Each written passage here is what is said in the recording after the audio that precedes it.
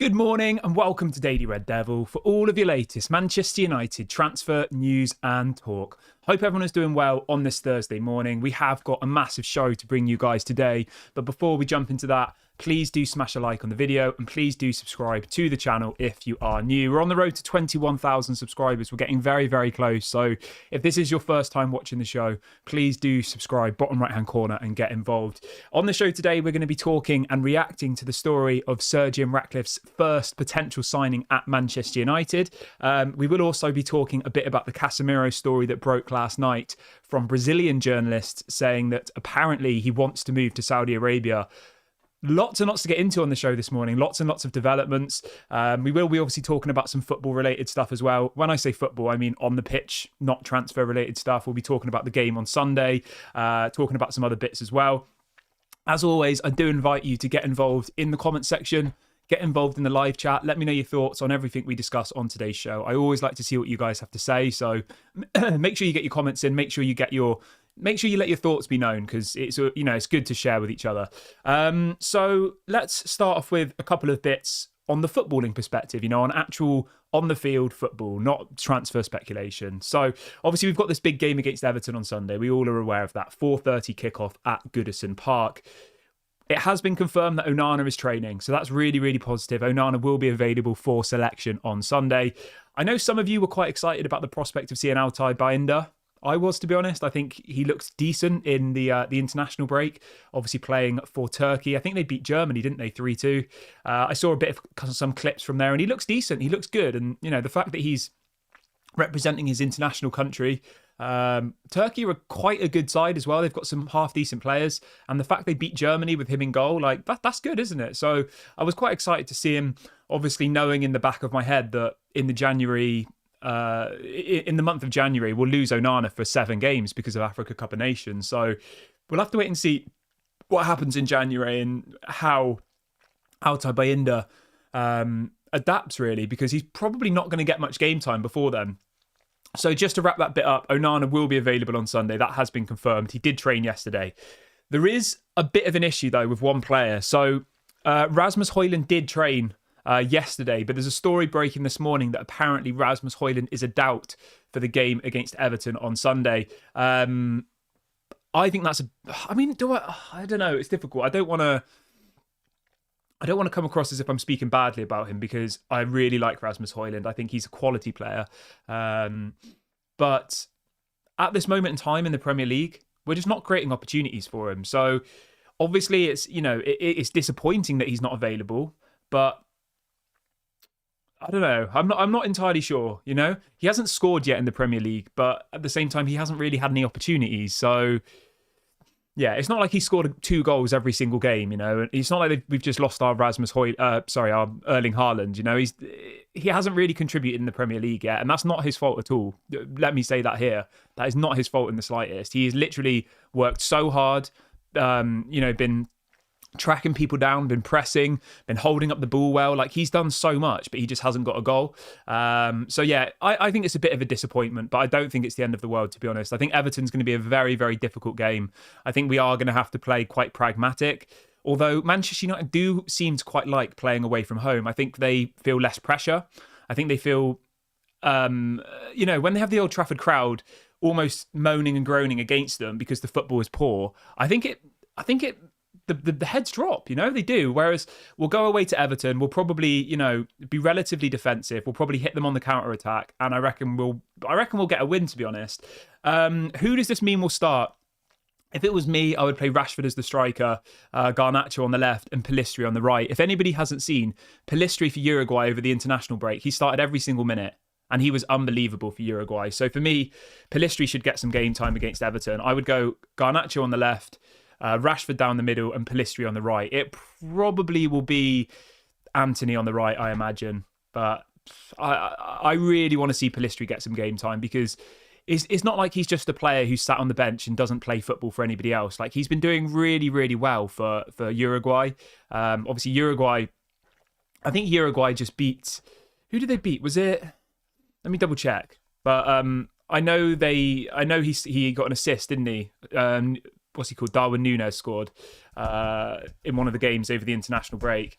I can't remember who it was exactly that they played. It was a decent side.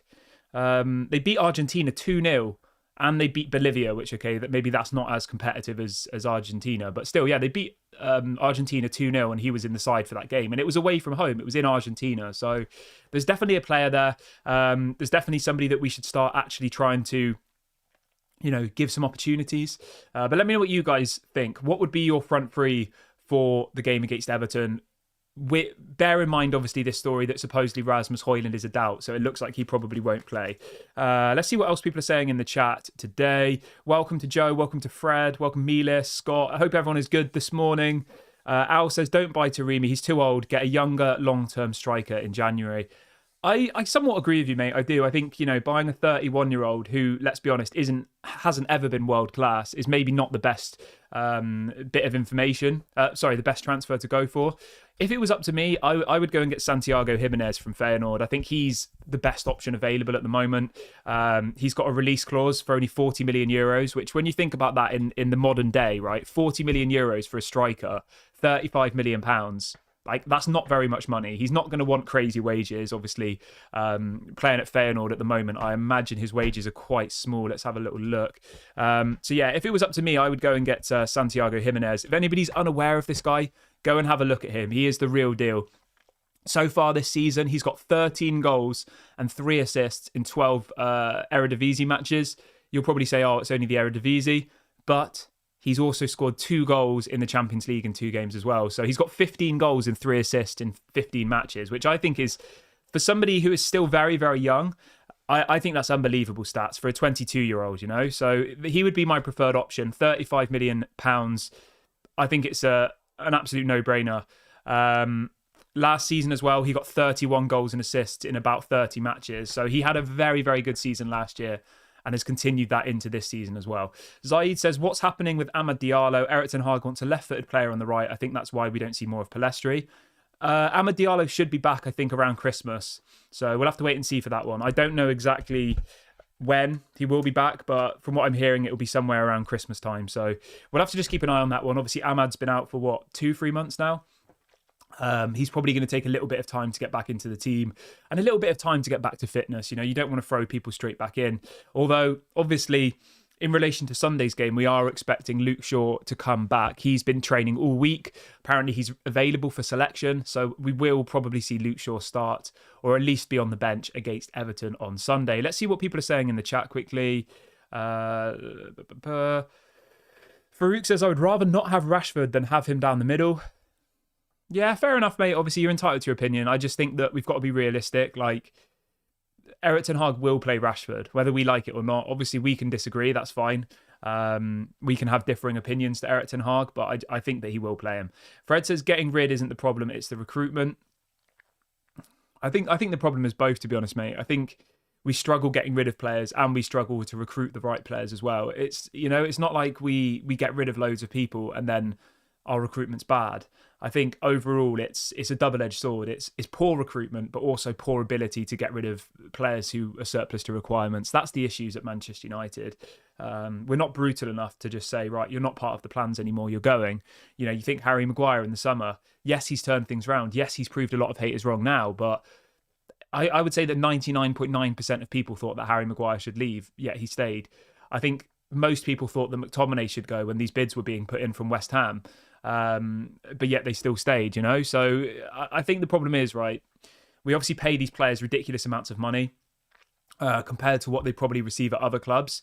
Harry Maguire's not going to receive 200 grand a week if he'd have gone to West Ham. He would have received half of that. So, yeah, we'll have to wait and see what happens. Let's talk about this first, Jim Ratcliffe's first signing then. So this story came out last night.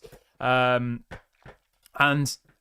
this is a player we have spoke about on the channel before. So obviously, like I said to you yesterday, guys, I would say 99.9% of the time when we're linked to players, it's just to try and bump up their price, to try and get them a new contract, or to try and get them a move to somewhere. The deals very rarely happen. But this story has been picking up some momentum. And the headline this morning is, Manchester United are now looking to put in a 35 million euros January bid for Monaco midfielder Youssouf Fofana, but Juventus are also interested. It goes on to say that United's leading scout has fed back nothing but positive on Fofana, believing he could have an instant impact in the midfield. Jim Ratcliffe wants him as the first signing. Now, if anybody's unaware of this player, for me, he is a what do you call it? A Casemiro replacement for me. Like, he's that type of player is what I'm getting at. I'm not saying I want Casemiro to leave. I'm just saying that that's his kind of that's his style of play. He's a defensive midfielder. He can also play at right back. Sorry, not a right back. He can play as a defensive midfielder, a centre midfielder, and he can play on the right of midfield. So he's quite versatile. He's got 2 years left on his contract, which does always make me think, is he trying to get a new deal? His contract expires in 2025. Monaco will either sell him in January or in the summer, or would expect him to sign a new deal. You know, it's one of those kind of ones where you look and you think, with only 2 years left on his deal, is he just trying to get him, you know, is this his agent just putting out stories to try and give him a bumper contract? That is a possibility. But he is definitely a good player. He's still very, very young, only 24 years of age. He's in the French national team. He's got 12 caps for France. I think he'd be a good signing. I think 35 million euros would be a very, very reasonable price. That's about 30 million pounds. I would be happy with that. From what I've seen of him over in the French league, I think he is a good player. I think he's definitely someone who would add a lot to our midfield, because at the moment, obviously, you've got McTominay, Eriksen, Bruno, Mount. You haven't really got much defensive options. I know we've got Amrabat, but there's obviously no guarantee that we sign him beyond the loan period. And then you've got Casemiro, who we'll talk about in a minute, who's the only other defensive-minded midfielder. But there is obviously massive question marks about whether he'll remain at the club. So we'll talk about that in a minute. But what I want you guys to do is I want you guys to get in the comment section, and I want you to let me know who your preferred midfield option is. So is it Youssouf Fofana? Is it Amadou Onana from Everton? You know, let me know in the comment section who you would like. Maybe there's somebody that we've never spoken about on the show before that you would really, really like to see in that midfield. Or maybe you just say, you know what? I just want Casemiro to stay. I don't want any of these people. Get involved in the comment section and in the live chat and let me know who your dream midfielder is. We're talking for the more defensive-minded midfielder. Obviously, we've got Bruno, we've got Mount, we've got Eriksen, we've got McTominay. Like, we have the attacking-minded midfielders already, I think, at the moment. So the midfielder that it looks like we're going for will be more of a defensive-minded one. So please let me know in the comment section. I always like to see what you guys have to say. I would probably say, obviously, I've got to give my opinion as well. I can't just ask you to give yours and not be willing to give mine. I like this Youssouf Fofana guy. I think for 35 million euros, that would be a bargain. I also like Amadou Onana though, so it's a difficult one for me. I think the problem with Amadou Onana is obviously buying him from a Premier League club. He'll cost a fortune. We're being told around £50 million is what Everton want for him, and I'm not that confident that he's much better than Youssouf Fofana, to be honest. I would say they're probably on a very level playing field. I would much rather us go and buy somebody from the French league than spend double that amount of money on somebody who's a like-for-like player, but just because they've played in the Premier League for one season in a team that nearly got relegated. So yeah, for me, I would probably go with Youssouf Fofana if I had to pick between the two. Obviously, the dream ones are like Frankie de Jong and people like that, but that's never going to happen. So there's no point talking about that, really, is there? But yeah, let me know in the comment section what you guys think. Who would be your preferred option? And I love to see what you guys have to say. Right, let's move on to this story about Casemiro then, because I know a lot of you will be very, very interested in this. Before I read out the story, though, right, I want people in the chat are saying Kobe Mainoo. Yeah, people in the chat are saying Kobe Mainoo. The thing is with Kobe Mainoo, right, I think he's definitely going to be a future Manchester United player, but I don't want to put too much pressure on the guy. I mean, he's not even a guy, he's a kid. He's 18 years of age, you know. I don't want to weigh down all of this expectation that he needs to be our next midfielder, you know. I just think that that's maybe a little bit... I think it's a little bit too much for somebody of his age. So I get it. People have big expectations for him. People want him to be the next, you know, the next player that comes through the youth academy, but there's no guarantees in football. Obviously, he has my full backing. I think he has the capabilities to be a starting player for United, but there's no guarantee with anything, is there? In any aspect of life. So, yeah. Let's see what people are saying in the chat. Rajiv says Javi Martinez is better. Mila says Fofana is so good with the ball. He is a gem. Pablo says, has he kicked a ball in the Prem? I assume you're talking about. Kobe Mainu. What else have we got? Mila says Todibo and Fofana are in the French national team, and just look at the names in the French team. Yeah, that's a fair point. Somebody says the scouts should be doing their job, and they should be finding young talent, and then turning them into world-class players. Fair enough. Dai says he's an old man compared to Wayne Rooney when he started. I mean, when did Rooney join Manchester United? Was he 18? What age did Rooney join? I don't actually remember. 18. Yeah, so he joined Manchester United when he was 18, Wayne Rooney.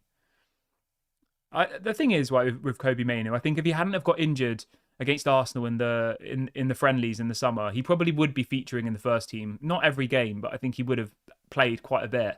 Obviously, with all the injuries we've had. But obviously, that happened, and that has set him back a bit. So that is frustrating. And you never know with injuries, do you? Let's have a look what else we've got. Joe says we've got to start signing good young players and not those who either goes to United or to the Saudis or US Major Soccer League.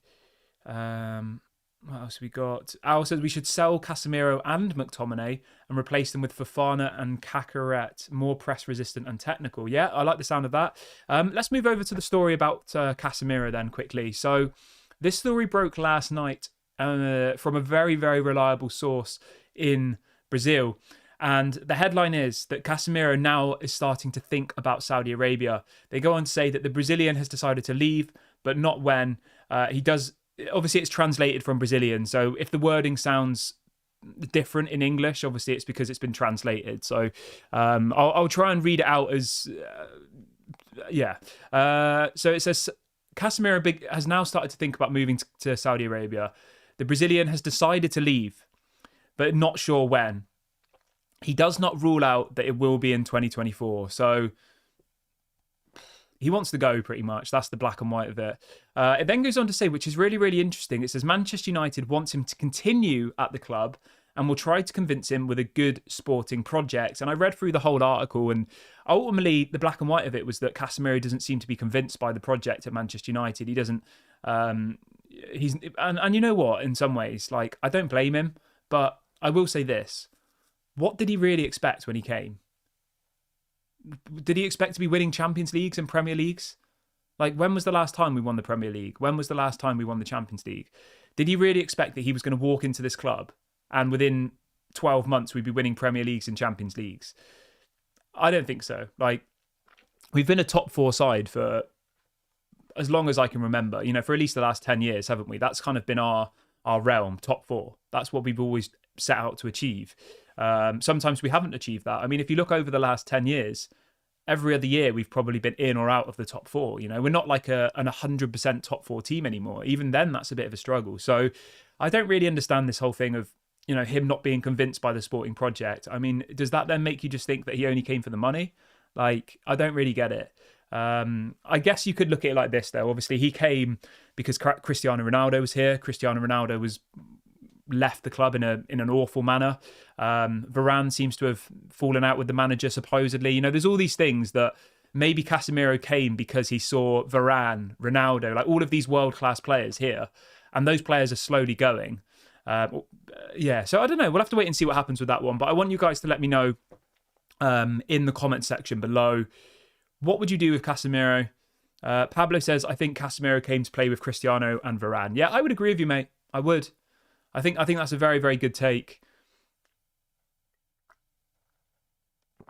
I think it's a very good take. And I think that times have changed, When he came, what was it, 18 months ago? Like you said, he had Varane here. I mean, Varane is still here, but he doesn't even play anymore. You had Varane, who was a starting centre-back for us. You had Cristiano Ronaldo, who was banging in the goals and starting every game for us. Since then, Varane doesn't play. Cristiano Ronaldo's left.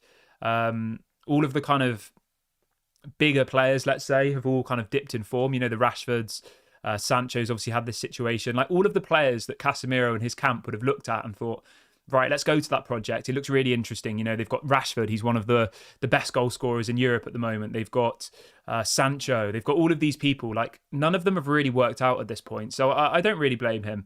Milas says we should sign Modric and Kroos too. I assume you're obviously joking. Darren says Casemiro is a top professional, but I'm not sure his heart is in the project anymore. He's won it all and has nothing to prove. Exactly.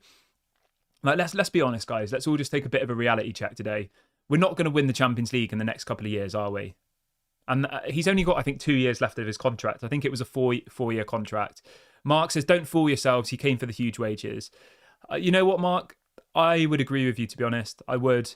Obviously, this is just an opinion. I'm not putting out there that Casemiro only came for the money, because that, I don't know that for certain, so I can't say that factually. But in my own opinion, I do think he came for the wages. We know that before he left Real Madrid, he was trying to get a new contract there, and they ultimately weren't willing to increase his contract. He was on about £150,000 a week at Real Madrid, right? Manchester United come knocking and offer him 300 grand a week. We doubled his contract. There's no way you can't say that's about the money. Sorry, he's on 350 grand a week now. Like, that's crazy, isn't it? So he went from 150 to 350. And Real Madrid weren't willing to budge on that wage. And that was Real Madrid, who were winning La Ligas, Champions Leagues. They were are a top club, making nearly as much money as Manchester United. And that was the amount of money they were willing to pay him. Whereas Manchester United are like, oh, we'll just chuck you another £200,000 a week, no problem. So there's no way anybody can say it's not about the money. Of course it's about the money. I'm sure he was convinced by the sporting project somewhat as well at that point, to see Ronaldo there, to see Varane there, all of these other people that were in and around the squad.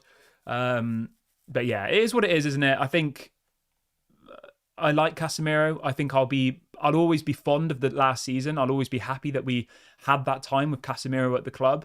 From just a personal level, obviously, if you break it down on a business perspective, it was a bad deal, really, to spend £70 million on a player and pay him £350,000 a week, and then after a year, he's asking, he pretty much wants to leave.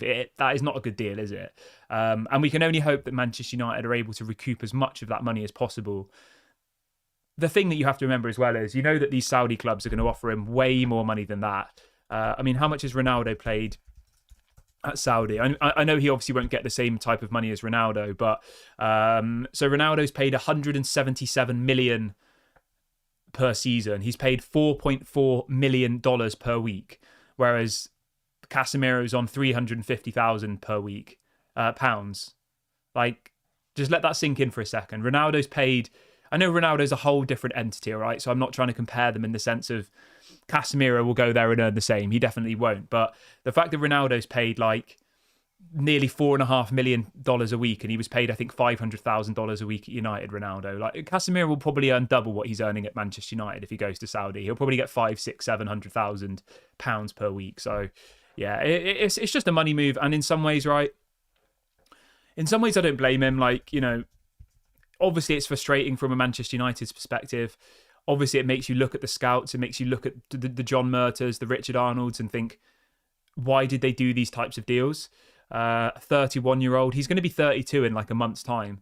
I don't blame him, to be honest, in some ways. If he does decide he wants to go to Saudi, I do not blame him whatsoever, because if I was at that point in my career, I'm 32, nearly 32, I'm starting to pick up injuries for 2-3 months at a time, and you get an offer of £500,000-600,000 a week to go and play in Saudi, I would take it. Of course I would. He's not loyal to Manchester United. He's been here for one season. If anything, he would have been loyal to Real Madrid. He played his whole career there, other than his time at Santos. So it is what it is, isn't it? I think it's just another one that we look back and we think that was a bad decision. I do still have fond memories of Casemiro from last year. I enjoyed him being at the club.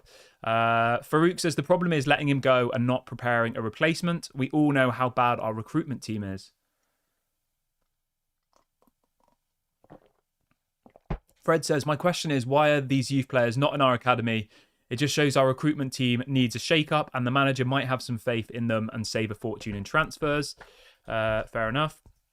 Fred says, Al says, isn't Jordan Henderson getting 7,000 per week in Saudi? I mean, let me have a look. That's a good example. Let's be very, very clear here. Casemiro is levels above Jordan Henderson, isn't he? We can all agree that, right? Levels. Let's have a look. So Casemiro, I mean, that's a really good person to reference. Let's break this down for you really, really quickly. So Ruben Neves, who obviously just moved from Wolves, is paid £300,000 a week. Brozovic, who was at Inter Milan, is on over £400,000 a week. Koulibaly, obviously was at Chelsea, now in Saudi League, has paid 576,000 a week, and Henderson is on 692,000 a week. Riyad Mahrez, 750,000 a week. Kante, 1.6 million pounds per week in the Saudi League. I mean, if I was Casemiro, I would be saying I want a similar wage to Kante. Casemiro's won more than Kante. Casemiro is a bigger brand than Kante. He should warrant at least that same amount of money. So there you go. There's our reasoning of why he would want to leave. Yes, he can say it's because of the footballing project. Yes, he can say it's because of this, it's because of that. But if he's getting a £1.5 million a week contract being offered to him from Saudi, to put him on a level playing field with someone like Kante, of course he's going to take it. And then obviously you go further up the table and there's Benzema's on £3.3 million per week in the Saudi League. I mean, it's absolutely mad, isn't it? Mel says, let Casemiro and Varane go. Let us have a fresh rebuild and get rid of the bad vibe, peeps. We need more positivity now as the club is at a low right now. Get Tchouaméni and Firmino to beat Todibo instead. I agree with the first part of your message. I don't think Tchouaméni will come to Manchester United, mate, to be honest. Todibo, I think that will happen. But yeah, definitely not Tchouaméni. I would say there's a 0.5% chance of Tchouaméni coming. Joe says, Kieran, do you think that currently we have a world-class stadium, training ground and training facilities? Could all these be a factors to attract talented young players or world-class players? Yeah, of course, mate. Like, Jude Bellingham came to Carrington. He didn't sign for us. There's so many examples of people coming and deciding they didn't want to join Manchester United. We have fallen behind. Darren says, Henderson is bang average. The Saudi money is just changing everything. Yeah. I mean, I'll say this, right? As long as we get a good transfer fee for him, I'll be okay with it. I think he is probably our best midfielder, but I don't want somebody here who doesn't want to be here. I don't want somebody here who's already looking in the Saudi market, thinking about how much money they can earn and their head's already gone. You want people here who want to prove themselves. And let's be honest, Casemiro doesn't need to prove himself. I mean, he's won more Champions Leagues on his own than Manchester United has as a club, I assume, hasn't he? Like, just let that sink in for a minute. Let me just double check that. I don't want to get my facts wrong. Yeah, I mean, he's won 5 Champions Leagues, Casemiro. Like, he has nothing to prove to anybody. So, but yeah, let me know what you guys think about that one in the comment section. I assume most people are in agreement, really, about this one. But let me know if you disagree, if you think Casemiro needs to stay. And maybe just rate the transfer. Let me know if you've got any fond memories of him. Let me know if you think that it was a flop. Let me know, let me know what your thoughts are. I was still really happy when Casemiro signed, I'll be honest. It was a nice feeling to have him for a season. But yes, overall, it probably was a bad decision. But I'm going to wrap the video up here, guys. Thank you so much to everyone who's joined me on the show this morning. Please do make sure to smash a like on the video before you leave. It really helps to bring more people into the show and into the video. So please do that. It helps with the engagement and all the algorithms and all that boring stuff. And please do subscribe to the channel, bottom right-hand corner.